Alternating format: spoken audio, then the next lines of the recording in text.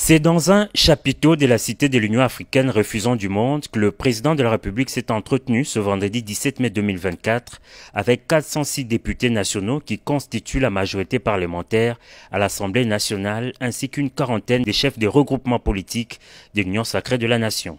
Dans son discours introductif, le chef de l'État Félix-Antoine Tshisekedi Tshilombo a rappelé à l'assistance les principaux défis qui attendent cette législature, notamment les défis sécuritaires, les réponses aux questions sociales et l'emploi des jeunes.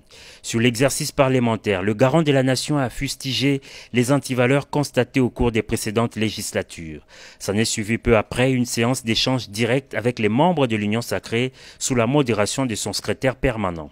Les intervenants ont pour la plupart plaidé en faveur de l'équilibre géopolitique et de la représentativité de la femme dans les tickets présentés par le Présidium sur l'élection de membres du bureau définitif de l'Assemblée nationale. Une plaidoirie acceptée par la haute autorité de l'Union sacrée qui a recommandé que cette liste soit revue et corrigée. Je demande deux choses dans ce que j'ai vu qui a été présenté par le Présidium.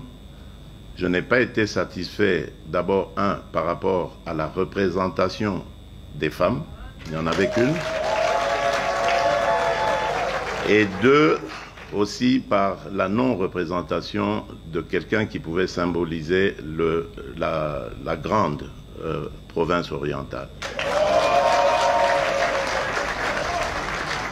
Je crois que si nous arrivons à satisfaire ces deux exigences, en tout cas qui sont les miennes, moi, je serai content. Un message interpellateur et d'orientation bien reçu par les sociétaires de la plateforme politique. Et le chef de l'État a tenu à rassurer, appeler à l'éveil des consciences. Il a essayé également d'insister pour que tous ensemble, même surtout au niveau de l'Union sacrée, nous regardons d'abord vers les intérêts de notre peuple et notre peuple d'abord. On est totalement satisfait parce que l'injustice était flagrante. Quand même. Bon, en tant que garant de bon fonctionnement des institutions, le président a tenu à corriger à ce que cette erreur soit corrigée. Le président, comme un bon père, a voulu à ce que ses enfants puissent se mettre ensemble et d'accord pour s'assigner des objectifs qui vont permettre à ce que l'intérêt primaire de la population puisse être au devant des intérêts personnels. Les rangs ainsi resserrés capent sur les nombreux défis en présence, comme l'a rappelé le premier citoyen du pays.